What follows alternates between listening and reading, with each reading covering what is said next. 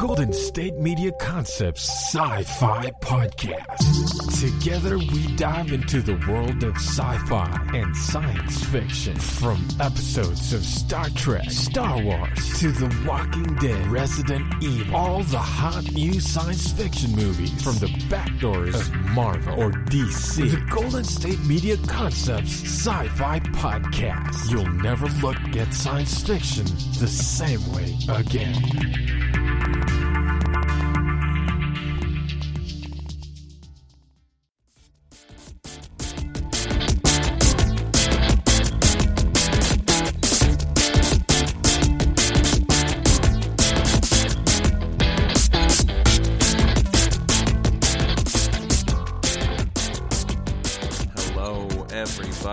And welcome back to another Sunday episode of the GSMC Sci-Fi Podcast, brought to you by the GSMC Podcast Network.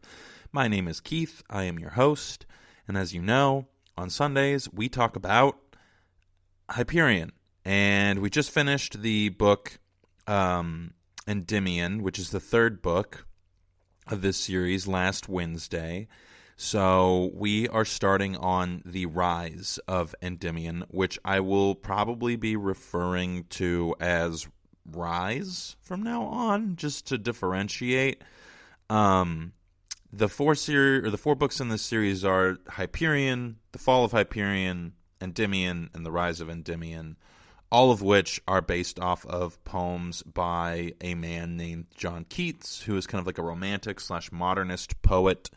He, I would guess that, what's-his-face, Dan Simmons, is a pretty big fan of Keats, and I would also guess that Simmons is a pretty big fan of a lot of modern works, not in the sense of, like, modern as in contemporary, but modern as in the era of modernity. The mid to late 1800s and early 1900s are generally where that period is considered to start, but there are certain poets or philosophers who kind of are a little bit ahead of their time in the other even though they lived in the other previous eras. So their work is usually categorized as being modern rather than romantic or something like that. It's kind of like if you look at Brahms, he's right on the edge of classical and romantic era and modern era music, even though he lived pretty decidedly, I believe, in the classical or the romantic era. Can't remember exactly. But Keats is kind of similar, and Keats is also a poet that a lot of the modern and postmodern literary critics really love. Ode to a Grecian Urn, I believe, is kind of like one of the big ones that people like to talk about from him a lot, as well as other poems. And Ode to a Grecian Urn is, I believe, the last lines that are read in The Fall of Hyperion by the Keats Cybrid or by someone who is, familiar with the work. But overall, there's just a lot of John Keats in all of this, obviously. Endymion, just as a review, is also a story from Greek mythology where the main... I haven't read the actual story, so I'm not entirely sure whether or not the main character is Endymion or not. But basically, Endymion is a very beautiful and handsome shepherd who the moon Titaness falls in love with, and she, as an appeal to the gods on Olympus, asks if they can place him in a coma, so that he can continue to be young and beautiful for the entirety of his existence, which is kind of a messed up thing to do, but apparently they still have kids together, so, that's an interesting proposal, or an interesting thing. Because the gods won't grant him immortality because he's just a shepherd, but he's loved by someone who is loved in quotes, who has immortality. So that she attempts to find a way by which she can spend as much time with him as possible. So that is the basis for the story that Keats writes his poem about, and then the actual poems of Endymion and Hyperion are incredibly long. I've read through most of both of them, but I haven't really seen... I've seen some links between the two of them. The Shrike seems to be kind of based off of some of the imagery. The ideas of pain and suffering as well as consciousness are pretty prevalent in both the Keats works and in Dan Simmons' work. But I'm not entirely sure exactly how I would classify all of these references and allusions and like the title. I think that they're just kind of loosely based on all of those things in the same way that the first Hyperion novel is loosely based on the Canterbury Tales by Geoffrey Chaucer. So I think, though I don't know if that's how you say his name, it might be Geoffrey Chaucer. If I had to guess, I think he's French. But Simmons basically kind of creates each story or chapter as a sort of like allegorical tale in the same way that the Canterbury Tales are structured. So that's a pretty innovative and interesting way to go about looking at these things. So I definitely have been pretty impressed. I do wish that the second through fourth books were a little bit more conceptual in the same way that the first book was, but overall I've really enjoyed reading them, and I'm really excited to be getting through the fourth and final book in the series. There's only about 30 chapters, but these chapters are longer, so we'll do our best to get through as many of them as possible. The hope is that we can finish these sometime in the near future, but overall, I would say that we definitely have made a lot of good progress. There's been a lot of good discussion around all of these books, and I'm really hopeful that a lot of people listen to this and were inspired to read the books along with me, or if you're listening to this later on, that you will be inspired to pick the books up. I've mentioned this several times throughout the time that we've been doing these podcasts, that I'm not mentioning everything in the books explicitly. There is a little bit of a basic kind of summary of plot, just to kind of like, I don't know, these books are kind of they're not difficult to follow necessarily, but they're not easy to follow. They kind of fall in that gray area. So I think that a review of plot and like things like that can be really beneficial to people who are reading the books, even though you ultimately are going to know exactly what's happening. And at the same time I am, I think that having a chance to go back and review it or look at it from a different lens never hurts. So I have found personally that book reading podcasts are pretty great. So hopefully you guys will be inspired to pick up these books. I think they're really great. I would consider them required reading if you're into high science fiction. They're pretty dang good. So that said, let's get to the Rise of Endymion.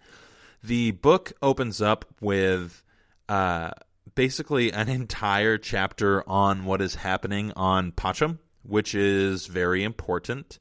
If we go back to the ending of Endymion, we find out that the church and the Pax are being controlled pretty heavily by the Technocore. We find out that Radamanth Nemes is likely an agent of the Technocore, sent explicitly by the Technocore to eliminate Aeneas, because she has some sort of special ability that will allow her to render something about the Technocore obsolete, or kind of eliminate them in a certain way from the running of being a civilized, actualized group of individual things. The Technocore is interesting because it seems as if they don't necessarily have like a concrete or what I'm looking for, material existence in like their default capacity. And if I had to kind of classify it, their personalities exist within like an ether of information and can be represented by physical representations. I think that I'm trying to remember if the counselor's name was Albedo from the first book, but there was a counselor from the Technocore who was represented by like a hologram or a robot of some kind. And then in addition to that, there are these things called cybrids, which is what what's his face? Keats, the John Keats cybrid, was in Hyperion and the Fall of Hyperion. There were cybrids, which were basically biological like entities or bodies occupied by core AI personalities, and some of those core AI personalities are frequently based off of historical figures. So there are cybrids that are running around doing all sorts of things, and a cybrid can, my guess is that eventually we're going to find out a cybrid can really be anything. It doesn't necessarily have to be just a human. I wouldn't be surprised if there are cybrid animals in some sense, where there are, personality entities occupying other forms of life. If I had to guess, the technocore seems to exist within this specific sphere called the data sphere, or the metasphere. And the metasphere has the larger AI personalities, I guess, or intelligences is what they're called. One of them is the guy who Keats talks to. I can't remember his name. I think it's Dormammu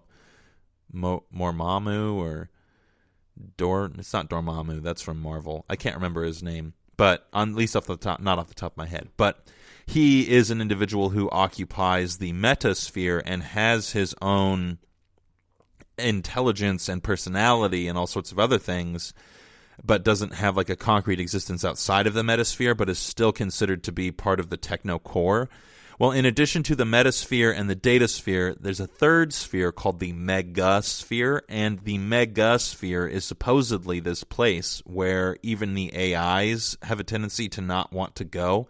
So it's kind of like if the techno core were human beings, then you basically have like society, and then you have the kind of like meta society where it's like, oh, I'm a part of society, but I exist outside of it. So kind of like a governing body potentially could be a way to look at that. And then the megasphere is kind of like the thing that exists around the edges of society that influences society in a way that is concrete, but not necessarily experiential. It's kind of like if you lived in a little town, you have the people of the town who are the data sphere. You have the people who run the town, who are the metasphere, and then the megasphere would be like if there was, if the town was surrounded by like some sort of marsh or undesirable terrain, and within that terrain there were like monsters that influenced the way that that the town needed to be governed. So it influences the meta of that town as well as the actual people of the town, because, for instance, you can't go past a certain point. Well, that is a direct influence of the megasphere on that town.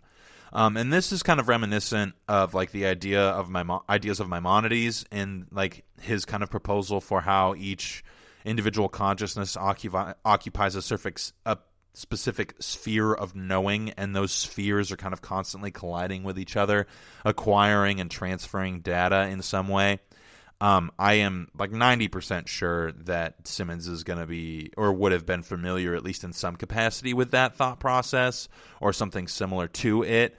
He seems very well educated on a lot of religious matters, especially Catholicism and Judaism. He seems to have a lot of just kind of latent knowledge about that, makes a lot of interesting references and points that I think are worthy of note. So I think that he's kind of intentionally invoking that particular belief structure in his understanding of the world. So the megasphere has within it a bunch of personalities and intelligences that the Technocore refers to as lions, tigers, and bears, which is a direct reference to the Wizard of Oz thing that has been a pretty consistent reference throughout this book, throughout all of these books, rather. And I think that the megasphere is basically going to be the place where all personalities and intelligences come from. And so as we get to learn more about this universe, we'll find out that like the megasphere has been sending intelligences into other creatures aside from humans, and humans have been squashing them rather than living with them, because that was one of the main points of the first book. So I wouldn't be surprised to see that kind of bookend this series.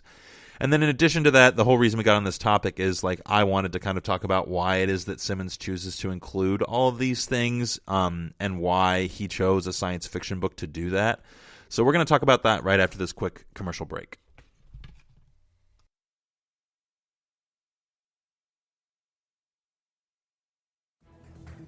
Want to find out what movies to go see? Then check out the GSMC Movie Podcast. It's your ticket to the latest movies, whether it's a new blockbuster event, romantic, comedy, or action flick. This show has got it all covered. They talk some what to go see now, don't bother, what's hot on Netflix, and everything in between. That's gsmcpodcast.com/movie-podcast. When it's all about the movies, it has to be this new show. Don't forget to like them on Facebook and follow them on Twitter. Visit gsmcpodcast.com for more info.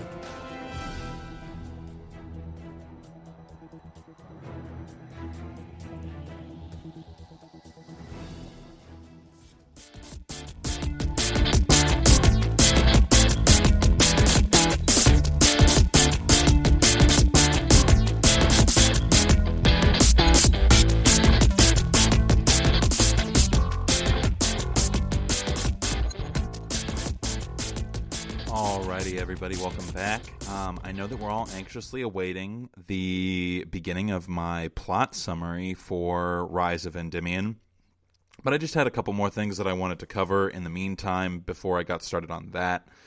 The thing that we had mentioned before the break was the kind of, I guess, the choice of Simmons to write this novel in a science fiction world, because the points that he's making and the themes within this novel would fit just as well in a number of other, I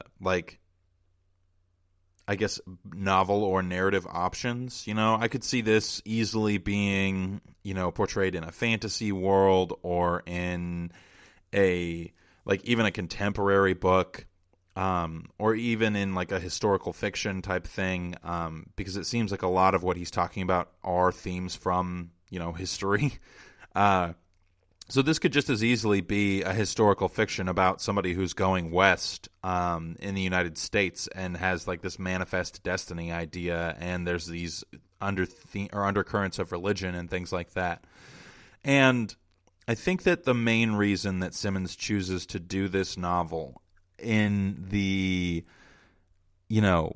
narrative style and universe of science fiction is to increase the amount of reflection that we would have on the points that he's making, and in addition, to be able to include some new or alternative interpretations of specific works by individuals who are contemporary to us, really, within the last 100 years of his writing for the most part, especially some of the other characters that are being included. Like I had mentioned last week, there is a gentleman who has that idea of the evolving God. He's from actual Catholic history. I think he was writing in the last 100 years or so. And then there's a new character that gets introduced in this book who also has some things that happened within the last 100 years. And I think that ultimately the primary goal of this book, aside from all of the commentary that's, being espoused otherwise, is for Simmons, he wants to, I guess, how do I phrase this well? I think his goal is to convince us as readers that there is more to what we're interpreting than what we're giving it credit for, in a way. We are kind of just reading things at this like specific surface level of, oh, this is contemporary to me. And for instance, like Keats, this is a modern poet. We're not looking at him as if he is from hundreds and hundreds of years ago. We read his poetry and we're like, oh, this is similar enough in style to what we're familiar with that like it, it doesn't represent something that's all that different.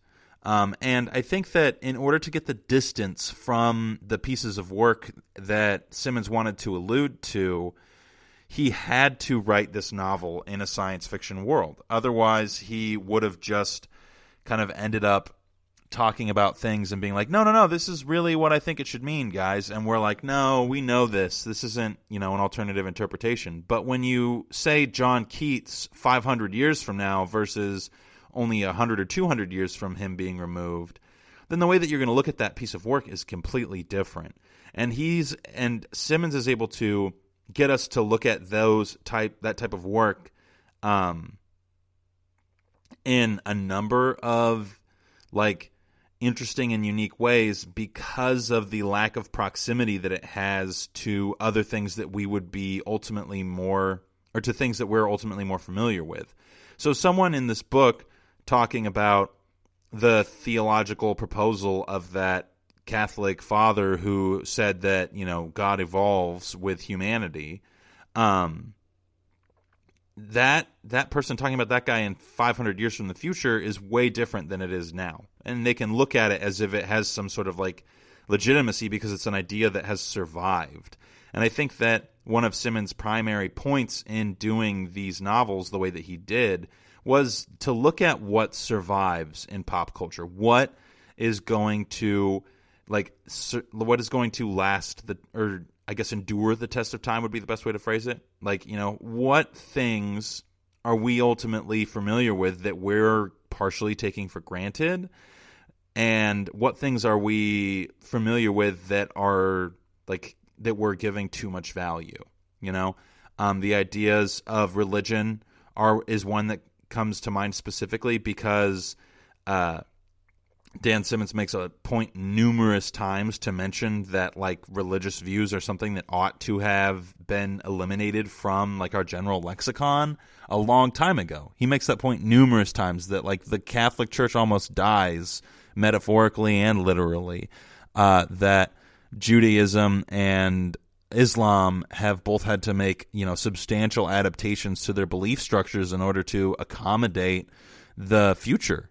And that's just not something that we really think about when it comes to interacting with things in our everyday lives. And I think that in order to get us to do things like that, Simmons had to make an active decision to write this as a science fiction novel. And it also gives him the ability to talk about the things that he loves, most likely, I would guess, based off of how he writes about them.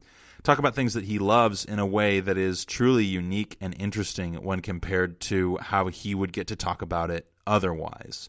So that is kind of my big hypothesis on why I think it is that he chose to do things the way that he chose to do them, at least in regards to the stylistic choices of the book. And I think that it's important to note that because it kind of places a little bit more emphasis on the things that are important in this book, the things that we should be paying more attention to just in general regarding the material of the novel. Because this novel relies heavily on referential treatment of a lot of its material, relies really heavily on allusion, and I think that if you don't have at least don't have some familiarity with the pieces that he's talking about, you're going to miss out on a lot of interesting things in this novel that you would otherwise get to enjoy. So I think that it's important to take note of that as much as possible. So all that having been said, we're going to start talking about what is actually happening in the first few chapters of Endymion. As I mentioned at the top of the podcast, the very first chapter opens up with an explanation of what has happened on Pacham. We ended Endymion with Father Captain Desoya deciding to go back to Pacham, with Ania and Abetic and Endymion, or Rawl, having gone to Old Earth, the original Earth, and having received coordinates to go to a specific place from a source that they don't know, that they're not familiar with. So it's an unknown source that's provided these coordinates. So we get a little bit of a time jump here. I think it's about 4 years is the time jump, which is unsurprising. I think that in order for us to get to all the stuff that Simmons wants us to get to, he's going to have to jump around time-wise. I wouldn't be surprised if there's another time jump in this book where we kind of miss 3 or 4 years, or at least there will be some time debt accrued by Rawl based off of what it is that he's being asked to do, but we'll get to that. So 4 years have passed since the end of Endymion, the book, and we find out that Rawl Endymion is in like some sort of orbital stasis chamber that is rigged to kill him with cyanide gas at some arbitrary point in time.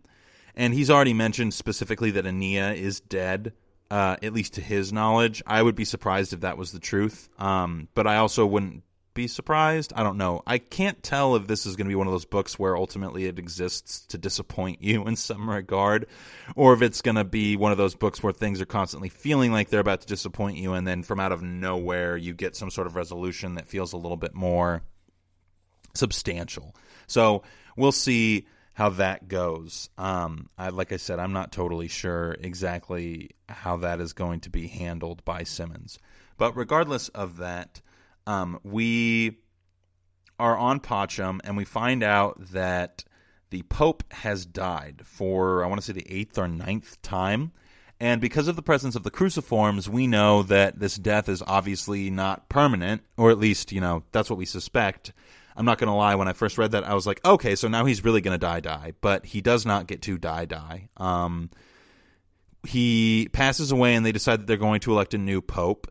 And the previous Pope, whose name is Julius, Pope Julius III or something like that, is, if we remember correctly, is Lenar Hoyt. It is the reincarnated version of Lenar Hoyt every single time. The Father Teilhard was the name that was adopted by Father de Rey after he died, or when he first became the Pope. Because if you remember at the end of the fall of Hyperion, he becomes the Pope, and he is named Pope Teilhard, and he becomes the Pope that is listed, or he is known as the anti-Pope. And so Teilhard is an issue, and Lenar Hoyt is Julius, and he is not an issue. And what we find out as this chapter goes along is that despite de Rey's wishes to the Shrike, he's not actually dead. He exists in some sort of weird stasis. Whenever Hoyt dies, de Rey comes back. And then there is another individual whose name I can't remember right now, who is a member of the Pax. He's a cardinal.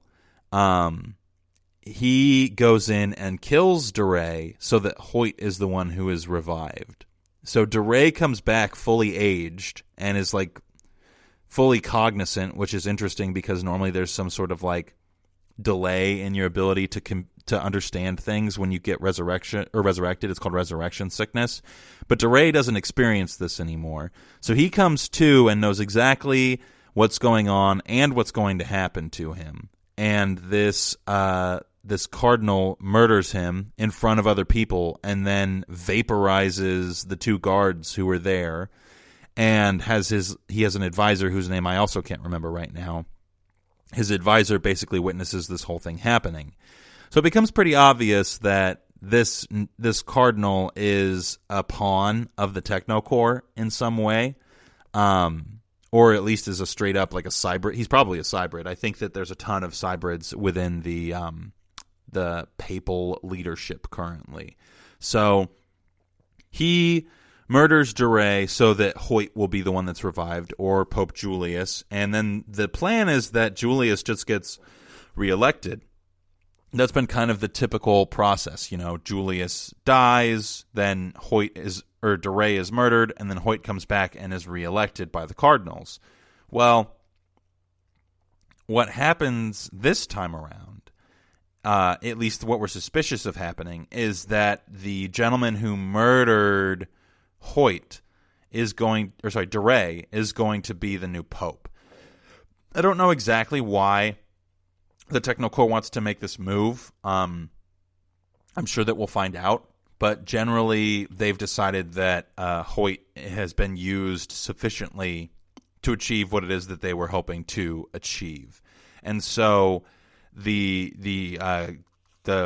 Technocore is basically going to just take over the Pax entirely for reasons that are completely unknown to me. So we're going to keep talking about this particular thing, what happens in the first couple chapters, what's going on with the Pax leadership and all of that, and that will be right after this quick commercial break.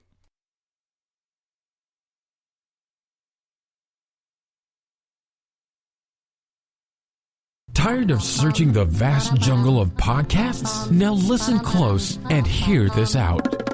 There's a podcast network that covers just about everything that you've been searching. The Golden State Media Concepts Podcast Network is here. Nothing less than a podcast bliss with endless hours of podcast coverage. From news, sports, music, fashion, cooking, entertainment, fantasy, football, and so much more. So stop lurking around and go straight out to the Golden State Media Concepts Podcast Network.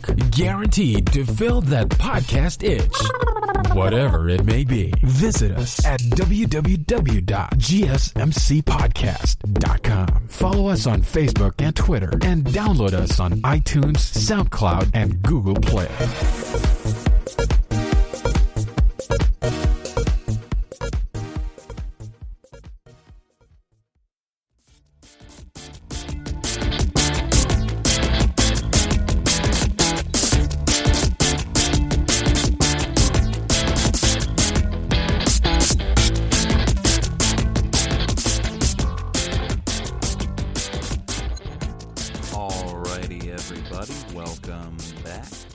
So right before the break, we were talking about what has been happening on Pacham, the home world of the Catholic faith, and how DeRay is not actually dead. He just gets murdered once every, 20 or 30 years by a guy whose name I can't remember, who's a cardinal on the board of cardinals. I think it's interesting that the Pax is this religious group that is led by elected officials, but there's no term limit to any of these elected officials because they live forever. And so they can just basically, when they die, be reelected to the same position that they were in before. Though I am interested, there is specific mention made about the guy who kills DeRay that he never seems to age. And that he is just the picture of health and athleticism, despite the fact that his frame is very gluttonous would be the right term for it. So I am interested to see exactly, whether or not that guy is the same thing as Radamanth Nemes and doesn't have a cruciform. Because Radamanth Nemes does not have a cruciform, but is pretty much nigh impenetrable or basically immortal, kind of like the elves are immortal in Lord of the Rings would be my guess, and that they're not immortal in battle, but they are immortal in aging and disease and things like that. But I just think it's interesting to notice that they can basically rerun for position, which is why Pope Julius has been the Pope for 100 or some odd years, and he's apparently a big deal. But that's pretty much what is happening on Pacham. We meet another individual who I think is going to take a Maina Gladstone-like role, who is in charge of what's called the Pax Mercantile or Pax Mercenaries or something like that. And they're basically an information-gathering network of individuals who are similar to the Templar people. I would guess that the Templars kind of converted into this particular group of individuals. And we're introduced to this character, and the only reason I'm mentioning him, another reason I'm mentioning him specifically is because Simmons makes a point to mention him specifically as being a possessor, or in possession of certain knowledge that he isn't supposed to let on that he knows, because it would put him in danger, and those who are on his team, if you will, also in danger. And so he's the one who makes mention of the plot to elect a pope that is not Julius. So the plot is kind of I don't want to say thickening necessarily in regards to who is going to be elected pope, because my guess is that it's going to be this new guy, because the Pax runs the Catholic Church, whether it's like official or not, they're pretty much the ones running the show.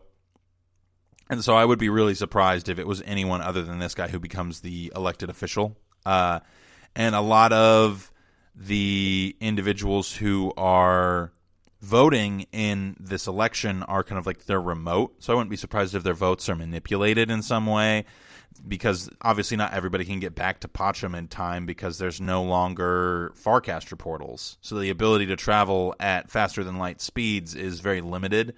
And the process of traveling and resurrecting would take too long compared to how soon they want to elect the Pope. So a number of individuals are going to be there in person, but a larger number of them will be absentee ballots, if you will. Not using that phrasing to bring up any specific political ideas or talk about any kind of voter fraud. I'm just using the terms that are going to be most familiar for us. It's funny how everything becomes political when it's election season.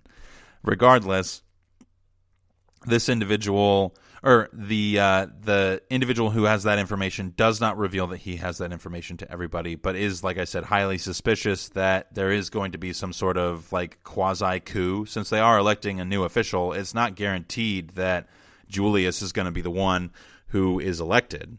That's just kind of the assumed thing, because there isn't really anybody who runs against him, I guess. And the guy who kills DeRay is actually the one leading the meeting, which is another reason why I think he's going to be the one who gets elected. And he specifically mentions the 3 ways by which a pope can be selected, and the way in which that they've chosen in the past has always been through, I can't remember what he calls it, but it's basically divine inspiration.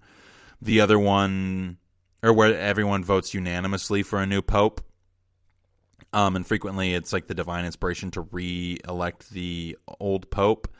And then there is another process by which people will just kind of vote free-for-all, and they vote over and over again until someone gets 2/3. And then there's a third process that I can't remember the name of. They ultimately seem to be leaning towards the very first process, where everybody is just going to kind of write down a name at random until they unanimously write down the same person's name, which this seems somewhat arbitrary in my opinion and silly, but I think that that's kind of Simmons' point, is to be hey, look how silly these religious people are, because that's just kind of, in my opinion, it seems to be his MO in most regards, is, hey, look how silly Catholicism is. Like I mentioned before, it's kind of like the Dark Knight, or the Dark Knight of religions in this book. It's the scapegoat or punching bag, that's the word I was looking for, of Simmons as far as religion is concerned. Mostly just because, if I had to guess, back in the 90s, very vogue to critique the church. It was much more common to be religious and much more common to be Catholic, at least publicly back then. I don't think that the size of the body of believers has necessarily shrank, but the way that they practice has changed pretty intrinsically. So it kind of makes it a little bit different to critique it today than it was to critique it those 30 years ago now. Geesh, I am old. But regardless of that, that's how we know that the Pope is probably the title of Pope is going to be changing hands over to the Technocore controlled entities. And so the PAX, military, and everything will be at the complete disposal and behest of the Technocore, despite everybody's best efforts to keep the Technocore completely uninvolved from all aspects of society. They are kind of if you will, the devil of this particular universe. An alternative god that is attempting to run things in a new way that would allow for them to be in complete and total power. Which is kind of similar to the general narrative of Satan being envious of God. That seems to be a pretty heavy theme throughout all of these novels, is that the Technocore's god is jealous of the god of the humans, and wants to be the thing that's in control of everything, which is, an important thing to note. I'm not sure if it's ever going to happen for him, but if it does, I guess we'll get to find out what that looks like. I would be interested to see if Simmons ends these books by and humanity died, and that was the way it was supposed to be, because nothing lasts forever. Yeah, I wouldn't be surprised if that's how he ends it. And I wouldn't be upset either. I think that would be a fair message, and it would force us to be kind of reflective of what is going to last? What is worth making last, and why is it worth that thing lasting? So the other thing that I want to talk about real quick before we get to Rise of Endymion and all of them is Radamanth Nemes is unfortunately still alive. We get a brief kind of chapter on her where a bunch of things that are similar to her, people, quote unquote, that are similar to her, show up on God's Grove and go to the spot where she was lasered into the ground by lava. And, lasered into the ground, which melted underneath her and turned into lava, so she was frozen there and couldn't do anything about it, despite the fact that she can quasi-time travel. And that was done by Father Captain de Soya in the ship, the Raphael. And so they go down to the planet and they find this spot, they listen to the ground, they realize that she's still there, and they remelt the lava and then pull her out of it, and she's pretty upset. She has some very choice words about Ania, which I think is funny. And, it's just funny. And basically there are, I think, 2 male counterparts that are identical, and then Radamanth Nemes, and then a female counterpart who is also identical, at least in appearance, to Radamanth Nemes. And what we find out is that they are direct agents of the Technocore, as we had suspected, and that all 4 of them have been tasked with specific things within the Pax, mainly, I think, to at this point, kill, not capture anymore, but kill Ania, because, as Ania has mentioned before, she represents a direct threat to both the Church and the Technocore in ways that we are not completely aware of just yet. I'm sure that we'll find that out as time goes on. But Radamanth Nemes is basically told, hey, if you mess up again, the punishment that you'll receive is going to be a lot worse than being trapped underground for 4 years on some random planet in the middle of nowhere. I guess most planets are kind of in the middle of nowhere, depending on how large your scale of distance is. But regardless, they kind of tell her about what's happening on Pacham, as well as what's happened in the last 4 years. And we get a little bit of background there and find out a little bit more about Radamanth Nemes and what she might potentially be, but we don't get much information on that. We get a little catch-up on Father Captain de Soya as well, who we find out has been exiled to some desert planet. I don't remember the name of it, but he is there and performing the duties of just being a Catholic father. He has a group of believers who he's very close with. He has an altar boy who he's very close with, and he's giving a service, and this random person appears, and he's like, okay, I don't know who this person is, and that's kind of upsetting. So he gives the whole service. There's a lot of beautiful descriptive language about it. About the way that he handles all the sacraments and things.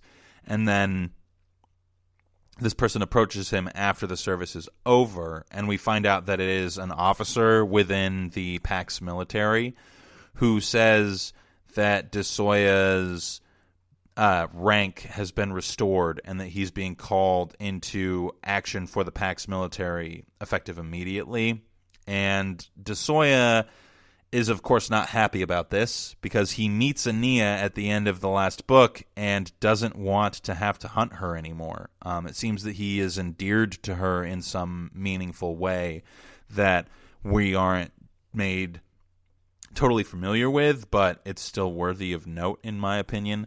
And he basically kind of prays as this woman is talking, please don't call me back to service. I don't want to do this. I don't want to go back into military service and have to hunt Ania. I don't, it's very clear that he's not into that anymore. And she says, yeah, you're coming back. And what's interesting is that he specifically cites a Bible verse where he says, Father, if you can let this cup pass from me, please do. And I think that that's interesting / worthy of note because it's a Bible verse. And it's the Bible verse that Jesus says before he is killed on the cross. So if I had to guess, something pretty awful is probably going to happen to Father Captain DeSoya, but we'll have to wait to find out. So after the break, we're going to talk about what's going on with Ania and the gang, and that'll be right after this last commercial break.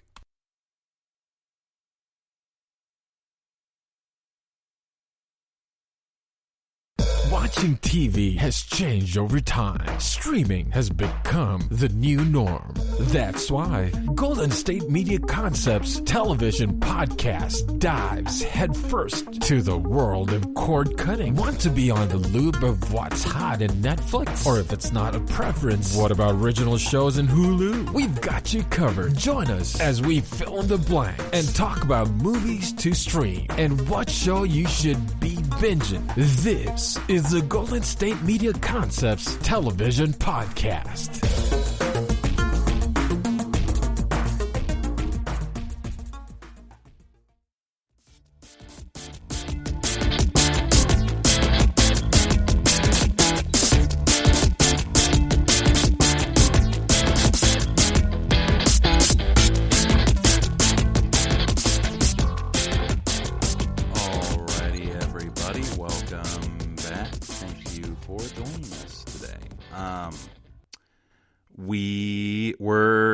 That was the last commercial break, by the way. I don't know why I said that the way that I did. I probably could have found a better and more appealing way to say that thing that I just said.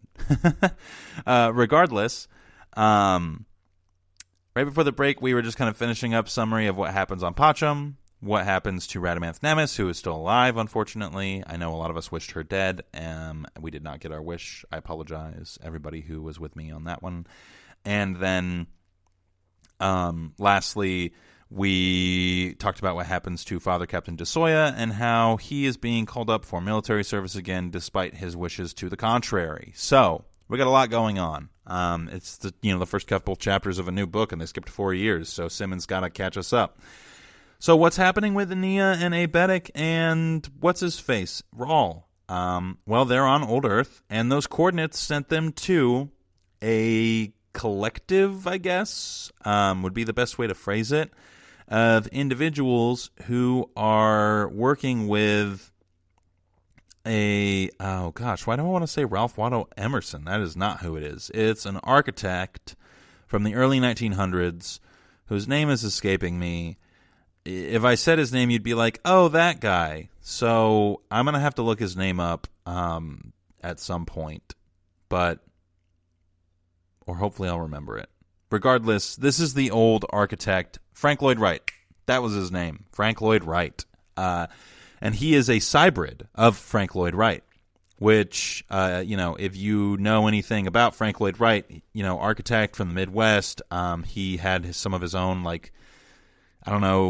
groupie, collectivist, socialist, communist kind of commune things where he had a bunch of people there, and it was fun, I guess. I don't even know. There's specific mention of a couple of the scandals that he was involved in by Simmons. I think Simmons does a really good job of, somehow magically making this book fit within, our current landscape of political culture, I guess. There's not really very much that's problematic about this book. Even the specific instances where we get dangerously close to an adult being romantically involved with a minor, he somehow is able to kind of reel that in and be like, no, that's not what's happening at all here. We do find out that when Ania is 16, Rawl is 32, which I thought was really interesting because I'd guessed they were much, much closer in age. But apparently that means that when they met, Rawl was 28. I thought he was closer to 20. So I am relatively surprised at the substantial age gap. But we'll see how that kind of resolves itself at some point, I'm sure. Like I've mentioned before, we know that Rawl and Ania end up becoming lovers at some point after Ania becomes an adult. and what happens before that kind of, obviously contributes, but isn't necessarily the primary factor in that decision by both of them. Though I think it is mainly Ania who kind of like appeals to Rawl, and Rawl is kind of just like beholden to her in some regard. That much is made clear by the way that they interact in these few chapters. So Frank Lloyd Wright is Ania's teacher, and Ania is, of course, a protege. She immediately takes to everything. She's a savant at this architectural thing, and he doesn't really necessarily teach her the art of like building exclusively. It's more the art of like multiple, like of business, and of like, he has some platitudes that he says specifically about like getting somebody on the hook for something, and how like you can charge more once they are like beholden to your design requests and things like that. So it's kind of like the architecture of relationships as well as the architecture of actual buildings, because she does, have to build her own shelter, and she does it in a way that nobody else did, and it's very beautiful, and it's great because Ania is Ania, and she becomes quickly endeared to everybody in the group. And Abetic is, of course, beholden to her as well. So it seems like, she very quickly is kind of becoming like a very Jesus-like figure, where she's got disciples of her own in some weird way within the discipleship of Frank Lloyd Wright. And so everybody kind of looks to her for guidance when Frank Lloyd Wright dies, because he does die within the first couple chapters. Like, we don't even really get to interact with him in the book, and he's dead. So I think that Simmons does this intentionally, well, at least in part intentionally. Well, everything is done in part intentionally in a novel. That's, why would you write a novel if you weren't going to do things intentionally? Then it doesn't really have like much of a story or anything to really go off of. So to say intentionally is kind of useless in this regard. But regardless of that, when he passes away, Ania is kind of made the leader, and everyone kind of starts listening to her. Well, when he dies, she kind of disappears out into the desert for a certain number of days, which is, again, very Jesus-like. And when she comes back, she basically says, we can't be here anymore. The outpost that we were trading with of Native Americans, because they're in America, is gone. They call it the Indian Trading Outpost. And it has, for some reason, is gone. Because they were basically the way that they were surviving in this desert, because they couldn't farm anything, was they would make goods and then take them to a marketplace and trade them in exchange for food and water and other things. But now that trading place is gone, so their ability to continue doing that has been eliminated. So they're going to have to leave. But rather than them just going someplace else on old Earth, Ania has told them that they need to go back to the Pax, the quasi-hegemony, right? All of the hegemony worlds. And they say, well, what are we going to do? Design the churches for the church? And Ania goes, yeah, exactly. Which everyone is kind of like, whoa, hold up. Everyone who's here is being hunted by the Pax. That's like, the thing is, if you've been to old Earth, the Pax wants you. Because the Technocore, who are the Pax at this point, the Technocore doesn't know how to get there, and they want everybody who's been there because they want to figure out why that person was selected to go there. And I think that all of the people who have been there have some sort of special power in regards to the Farcaster network and probably time travel and things like that. And I think the core, of course, wants to be able to acquire the ability to manipulate that power. And so they need the individuals who have been to old Earth in order to acquire that ability. So they're all terrified of returning to the web worlds, is what we'll just call them for the sake of convenience, because they are worried that they'll be hunted by the Pax, which of course they will be. Well, Ania says in a show of good faith, Rawl is going to be the first one to go through, and he's leaving tonight. And Rise of Endymion is like, whoa, hold up. I'm not cool with this. And he becomes very upset by it because he's being forced to leave Ania and Abetic. And just so we all know, Abetic still does not have his hand because of his body composition as an android. He cannot, the surgery pod or the auto surgeon could not grow a new hand for him. So he is one-handed. He's a one-handed android now. But still seems to be pretty effective at pretty much anything that he wants to do, which I find to be awesome / funny / interesting. And what he does do is build a kayak for Rawl. And we're told that Rawl is going to... Nia tells Rawl that you're going to travel down the river Tethys. I almost wanted to call it the River Thebes. Travel down... I wonder if Thebes, Tethys... No, there's no B. I was wondering if they were related. And I'm sure that there's some sort of relation. But regardless, he's going to travel down the River Tethys on this kayak to find... until he gets to the planet where the ship was. Because they need to go get the ship that the console was flying around in. And so my guess is going to be that, well, no, I don't know. I want it to be that what happens is Endymion gets captured after he finds the ship, and then Ania gets the ship, and it gets blown up, and he doesn't know if she's alive, and he's captured, and he's put in this stasis thing. But, like, and then she comes to rescue him like she did on Mare Infinitum. Thank you. Infinite Blue, I think is what that is. But I don't think that that's necessarily what happens. But we'll find out. He does make specific mention of how this account is supposed to, like, include as much of the time that he and Ania spent with each other as possible. So who knows if this is like where it ends, but he does mention that he's known her as a lover, so obviously there's got to be more after that, so who knows. Regardless of all that, Abetic built him a kayak, and the only reason that Rawl agrees to this is because on Ania's 16th birthday, she asks him if he'll do anything for her. And of course there's like a weird implication there that Simmons explores by basically saying, like, there are certain things I wouldn't do in good conscience for her, no matter how much she asked, but I am beholden to her in some weird way, so I don't know what my limitations are, and that is terrifying. And instead of it being the weird thing that we all were suspicious of, because Simmons basically makes us as readers suspicious of this, like, whoa, hey, are you going to go here, dude? She asks him to leave without her and Abetic.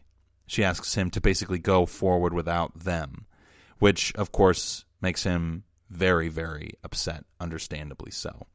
So my guess is that the next time jump we're going to have is going to be where Rawl just kind of explains a little bit of like, yeah, this is what the journey was like. It sucked, and I ran into a bunch of people, and I almost died once, and then I found the ship. Or he's going to find the ship, and it's going to be, well, if we remember correctly, there's a bunch of guards who were put down on that planet, so there will probably be Pax guards there. But regardless of that, my guess is that the rest of this, or the next portion of this book, is going to be kind of like that time jump period where Rawl is going to get the ship, and he's going to meet Ania again when she's a few years older, probably in her early 20s, and that is the point at which we will finally see this romantic relationship come to fruition. And my guess is he'll probably meet them like along with the Ousters or something like that. I'm not totally sure. The way that time and the way that everything works in these books has been so fluid, which is great and awesome and cool. But it also makes following things or predicting things relatively difficult. I mean, I thought for sure that Captain DeSoya ended up being the Pecora, and his ship ended up being the Pecora because they kept on being resurrected. But like what we find out is that the Pecora are just like the sad victims of the first iteration of the cruciform that was given to them by the Shrike, and the Shrike is ultimately considered to be a failure by the Technocore. So that's almost like its own whole story in its own right, if you will. But regardless of all that, that's pretty much where we're at. We'll be going over the next few chapters on Wednesday of this week, which is exciting. We're pretty much going to be doing exclusively episodes on the Rise of Endymion from this point on, because I really want to actually get through this book relatively quickly. So definitely keep your eyes out for that. If you're not reading these books already, I would highly recommend that you get started doing so. The audiobooks take a little bit of time. And if you have listened to the podcasts up till this point, you already have a little bit of familiarity with the story, so you could speed them up. But there's just a lot of really good writing in these books that I would highly recommend to anybody, whether they've listened to the podcast or not. So thank you for joining me. I hope everybody has a safe week. Really appreciate you taking the time to listen to me talk about Endymion. And we will be back on Wednesday with another episode on the Rise of Endymion. So everybody have a great day. Stay safe. Make sure you get out and vote. Whatever you believe in, make sure you vote. It's important. We have the right to do so, so we should take advantage of it. Well, or we should, use it. ? All right, everybody. Thanks for listening. Have a good day. You've been listening to the Golden State Media Concepts Sci-Fi Podcast, part of the Golden State Media Concepts Podcast Network. You can find this show and others like it at www.gsmcpodcast.com. Download our podcast on iTunes, Stitcher, SoundCloud, and Google Play. Just type in GSMC to find all the shows from the Golden State Media Concepts Podcast Network, from movies to music, from sports to entertainment, and even weird news. You can also follow us on Twitter and on Facebook. Thank you, and we hope you have enjoyed today's program.